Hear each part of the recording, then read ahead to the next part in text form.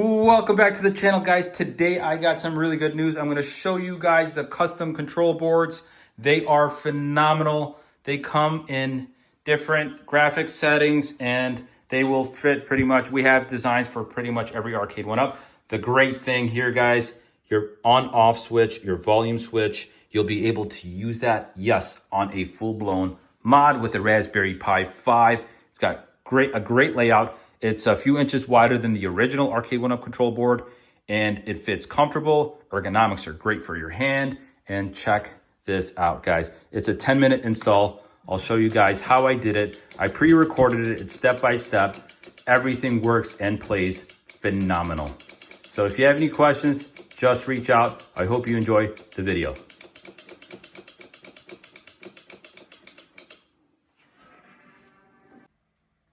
For step one, we're going to remove the 1, 2, 3, 4 screws. And once you loosen them, be very careful. Gently pull this out and remove the cable that's attached to this. Okay, for step two, we're going to flip the control board upside down. And what we're going to do is we're going to remove this plastic cover. Underneath this plastic cover, we're going to take off our original switch. So anything that's plugged into the encoder board, just unplug it. And what you're gonna do is remove the 2 or 3 screws that are on this. Once this comes off, we take this out. This is the on switch and this is the volume slider. We're gonna take it out of our original control board. So for step number 3, we're gonna take that switch and we're gonna put it in the cutouts that are already here. The plastic bezels will already be there. The way it works is if you have a momentary on-off switch, you might want to swap it out. We do sell that part for about $3 or so. There's a plastic cover that goes over it. And what we're going to do is I'm going to put it right in there and use the same screws to put that in place. Okay, so for step 4, very straightforward. This is the volume. So we're going to connect this cable to the volume slider. Just like that. This will plug into the HDMI converter. And for the power, we're going to use the inlet switch. This is what it looks like. You take these 2 ends, doesn't matter which one, and you plug them in to these prongs right here in the middle and on the left. So you just plug them in just like that.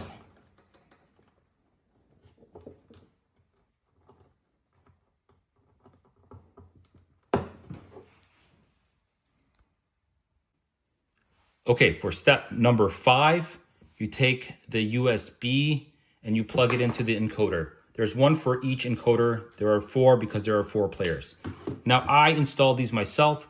You could choose to purchase it with the buttons installed or without it installed. But I did this myself, so it's a bit sloppy. Also, if you want, you could take this panel off by removing these 2 screws for easier access. And I'm going to go ahead and plug these in for all 4 encoders. Okay, so for step number 6, I'm going to take this in all its glory with the inlet switch. I'm going to drop everything in here and use the original screws. Use the original screws to pull up, put it back into place. Just like that. For step 7, we're going to remove the 1, 2, and 3 screws from the back panel. And we'll move on to the next step. For step number 8, we're going to remove the back panel gently. And if you want to come in here, you want to remove that extender for the power supply, the marquee cable, the antenna for Wi-Fi, and we'll put that to the side, and the audio speakers. So now that that's done, we're going to remove the screws that are surrounding the PCB and take the PCB off. Okay, so for step number 9, we got to take the ground off. Sometimes it's in the corner of the PCB, sometimes it's in the back of the housing of the monitor. So I'm going to go ahead and remove that and move on to the next step. Okay, for step number 10, I'm just going to go ahead and unplug the PCB. Mainly I'm looking for these 2 that are connected to the back of the monitor. So just carefully jiggle back and forth, and that's it. I've only used a screwdriver for everything up until this point. So for step number 11, we have to put an HDMI converter. But before we do that, we need to put something to protect the HDMI converter from touching the back of the metal housing of the monitor. So I like to use these PCB feet. These are not included in the kit. They're about $3 if you want to purchase the pair. So you could use a piece of cardboard, but I'm going to go ahead and put 2 PCB feet and then move on to the next step. Okay, for step number 12, I'm going to connect the HDMI converter by putting the terminal right there. This should come with a nut and bolt. So you attach the terminal right here in this corner using the nut and bolt. For step 13, well, before I get there, I did attach the HDMI converter to the PCB feet, so there's a lot of room, it'll never touch. But for step 13, you take this cable and you plug it in right here. That only goes one way. You take this cable and you plug it in to the 30 pin right there. If you can see that. Now this is very important. You gotta make sure that all the pins are fully connected and that the red pins are facing to the left, just like that, okay? The red cables have to be to the left. It could fit both ways, but it won't work unless the red cables are to the left. Okay, for step number 14, you have that cable that we connected to the volume slider right here. That's gonna plug into the HDMI converter. It's a 10 pin, it only plugs in one way, just like that. Okay, so for step number 15, I'm gonna install this cable right here. So you pretty much plug the marquee into this end, and then the other end will plug right here into the HDMI converter. Your original Arcade1up power supply will plug in right here. This splitter right here is machine made, that is very unique. Showtime makes this for this specific reason. Okay, for step number 16, you're gonna take the headphone jack, because you have the speakers up here, and you plug it in to this specialty cable right here that Showtime also makes. What this will do is it will amplify the audio, and combined with the other cable, this one right here, you'll be able to use your volume slider. So I'm not gonna show cable management for time purposes, but this is how it should look. Okay, for step number 17, I'm gonna take the original Arcade1up power supply that this arcade came with, and I'm gonna plug it in to the splitter that goes to the marquee and the HDMI converter.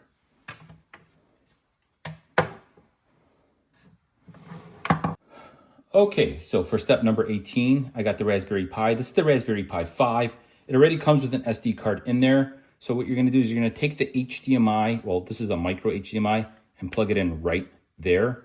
The HDMI will plug in right, that's a full-size HDMI, the normal size, right there. And if you get the Raspberry Pi 5, you get the official 27 watt power supply. This will plug in right here. I know some of you guys have OCD, but I will clean this up later. I just need to hurry up and do this video just for time management. Once again, I stress that a lot. I will clean this up later because a lot of people in the comments will be commenting about that. Okay, so for step number 20, and this is the final step, I'm gonna go ahead and take the surge protector. It comes with the kit, and plug it directly into the inlet switch. Okay, so from there, I plug in the Raspberry Pi into that, and I plug in the original Arcade1up power supply into that.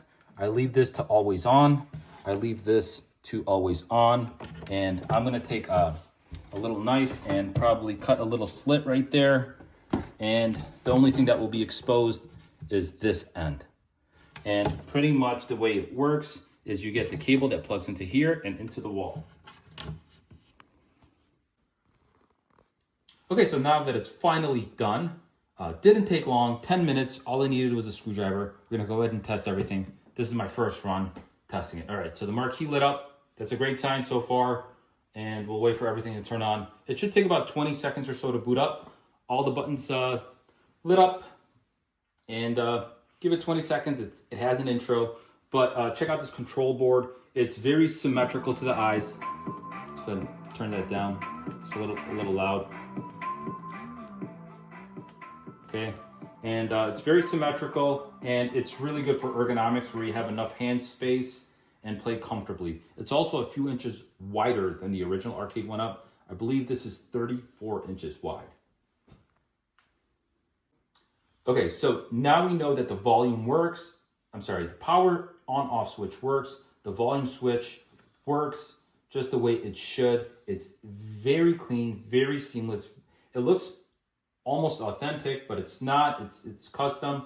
But check this out. I mean, as soon as you boot it up, you're in the main page, and you got, a phenomenal collection.